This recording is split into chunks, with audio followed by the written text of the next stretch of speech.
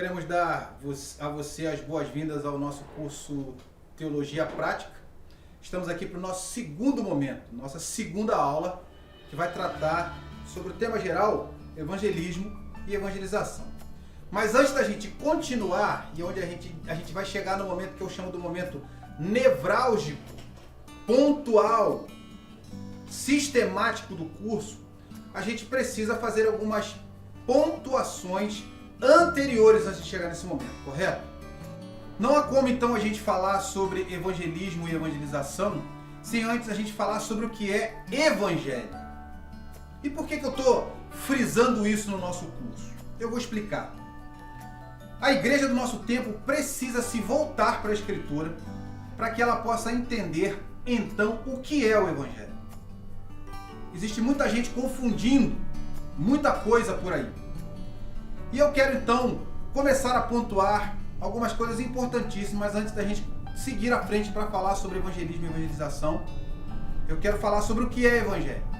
Evangelho vem do original evangelion, que significa boas novas. Mas este evangelho traz boas novas em relação a quê e a quem? Obviamente, antes de falar sobre evangelho, a gente tem que falar sobre a queda do homem. E a queda do homem se dá lá no Jardim do Éden. Por quê?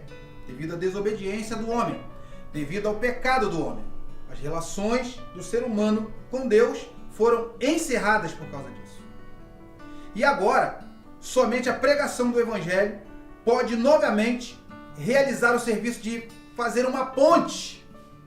E essa ponte é a ponte da reconciliação, somente através do evangelho. Mas a igreja do nosso tempo, ela fala sobre muita coisa, menos do evangelho.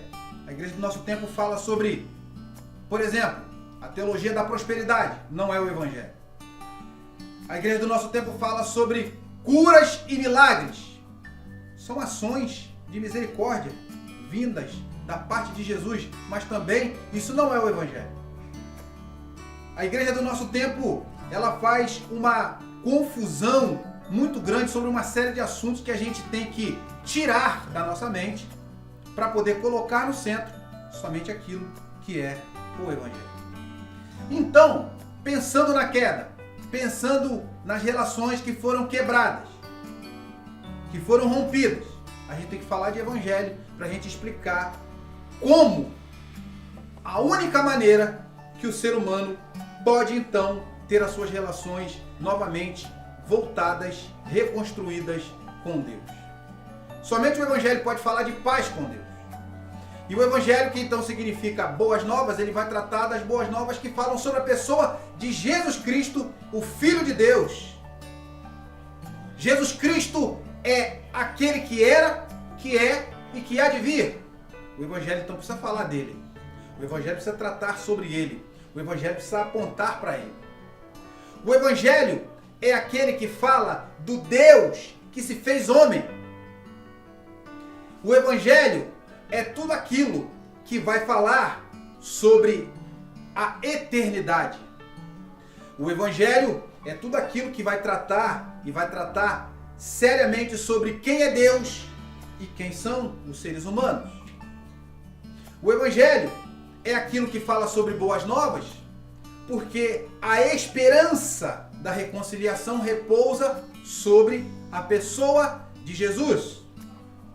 Significa dizer então que se uma igreja, por mais religiosa que seja, por mais até às vezes mística que seja, se ela não fala de Jesus, se ela não trata sobre o acontecimento central do evangelho, que é a morte de Jesus na cruz do Calvário, e ela não sabe abordar esses assuntos, ela não está prestando um serviço a Deus. Somente quando falamos do que é o evangelho é que estamos falando então de Jesus. E o evangelho está totalmente linkado à obra expiatória, ou seja, a obra onde Jesus presta um serviço que satisfaz a ira de Deus, a ira de Deus que acaba justificando a expulsão do Éden, do Jardim do Éden. E agora, somente em Jesus Cristo é que há esperança para a raça humana. Então é por isso que precisamos saber o que é o Evangelho. E nós queremos prosseguir falando sobre o seguinte: Jesus Cristo, depois de cumprir com a sua missão, depois de cumprir com tudo aquilo que havia sido lançado sobre ele desde a eternidade, porque o livro do Apocalipse vai tratar no capítulo 13, versículo 8, que o Cordeiro foi morto desde antes da fundação do mundo. Depois de ele cumprir, então, na história, por isso que é bom a gente falar, não há como se fazer evangelismo e evangelização sem se estudar uma boa teologia, sem conhecer uma boa teologia, sem se fundamentar numa boa teologia. Então, depois de cumprir na história com os seus propósitos salvíficos, depois de pagar o alto preço na cruz, a igreja precisa falar sobre os desdobramentos do sacrifício, e a igreja também precisa falar que o sacrifício de Cristo é a grande manifestação da glória de Deus e, ao mesmo tempo, a grande exposição da gravidade do pecado da raça humana. Jesus, então, vai cumprir com a missão. Tudo isso vai ficar bem claro a respeito do seu sacrifício. E a gente vai ver que o Evangelho vai tratar do quê? Vai tratar, depois da morte de Jesus, da ressurreição de Jesus. A gente vai falar sobre isso um pouco mais à frente. Mas a gente vai analisar que o Evangelho culmina com o cumprimento da missão de Jesus enquanto Deus Salvador. E depois de Jesus, então, finalizar esta parte da sua missão, finalizar esta parte dentro daquilo que a gente chama de o plano eterno da redenção, e a gente está na parte que a gente está tratando sobre o que é Evangelho. Vá tomando nota. É importantíssimo que antes da gente fazer evangelismo e evangelização, que a gente tenha boa teologia, que a gente saiba o que é o Evangelho. E eu queria então mostrar para vocês que Jesus reúne os seus discípulos num determinado dia, depois da sua ressurreição, e ele então, depois de cumprir com a sua missão, ele vai dar uma missão aos seus discípulos. E dentro dessa missão, a gente vai analisar essa missão lendo o Evangelho de Marcos, capítulo 16, versículo 15. E quando Jesus então dá esta missão agora aos seus discípulos, depois da sua missão, eles têm a sua missão.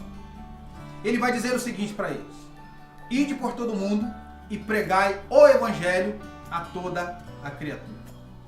Jesus então vai dar uma missão, e essa missão dada por Jesus, ela tem algumas características, e nós queremos rapidamente falar sobre estas características da missão dada por Jesus, frisando que é importante e muito importante e necessário que a igreja que faz evangelismo e evangelização precisa ser doutrinadamente dentro de uma boa teologia.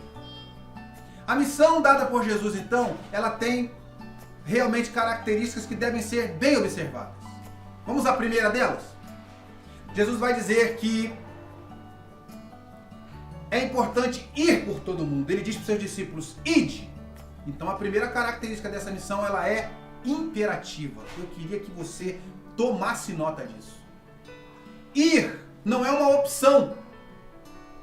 Ir é urgente. Ir é emergencial.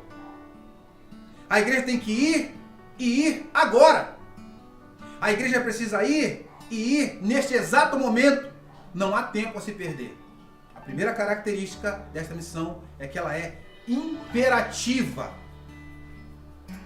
A segunda característica dessa missão, depois de Jesus dizer para os seus discípulos ide, ele diz: ide por onde? Ele diz: ide por todo o mundo. Não é isso? A segunda característica da missão dada por Jesus, ela é uma missão expansiva. Ela deve alcançar toda a abrangência mundial.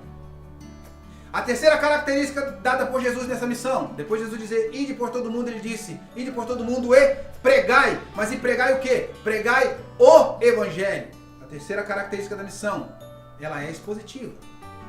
É onde nós estávamos frisando desde o início, que a pregação do verdadeiro Evangelho deve consistir unicamente naquilo que é o Evangelho. E o que é o Evangelho? O Evangelho consiste em falar do nascimento, do ministério, da obra, da prisão, da morte de Jesus na cruz do Calvário e principalmente da sua ressurreição. A igreja precisa entender uma coisa, nessa quarta característica que é expositiva. Por que é importante frisar todas essas coisas e principalmente a ressurreição? Eu vou dizer por quê. Se a igreja tivesse como pregar o evangelho sem a ressurreição de Cristo, ela pregaria o evangelho ao som de uma marcha fúnebre. E isso não seria nada bom, não é isso? Ela pregaria o evangelho, fechando o evangelho debaixo de uma perspectiva de morte. Mas Jesus ressuscita para que a igreja pregue o evangelho numa expectativa de júbilo, de celebração. Em quarto e último lugar, a quarta e última característica desta missão é que ela deve ser pregada a toda a criatura. Por que ela deve ser pregada a toda a criatura? Porque a proclamação é universal. A proclamação é para se chegar em todos os lugares do mundo, a todas as pessoas. Significa dizer que os judeus precisam ouvir falar de Jesus, os gentios precisam ouvir falar de Jesus, os ocidentais precisam ouvir falar de Jesus, os orientais precisam ouvir falar de Jesus, os brancos precisam ouvir falar de Jesus, os negros precisam ouvir falar de Jesus, os poderosos precisam ouvir falar de Jesus, os pobres precisam ouvir falar de Jesus, os políticos precisam ouvir falar de Jesus. Todos precisam ouvir falar de Jesus.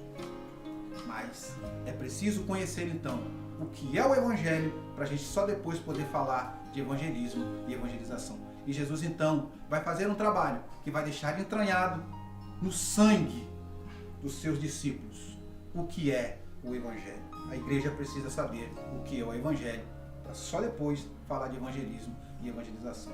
Essa é a nossa segunda aula, esse é o nosso segundo momento. Eu quero que você tome nota. Vamos nos encontrar aqui no nosso terceiro capítulo para a gente poder então começar a tratar do nosso assunto de maneira mais apropriada, ok?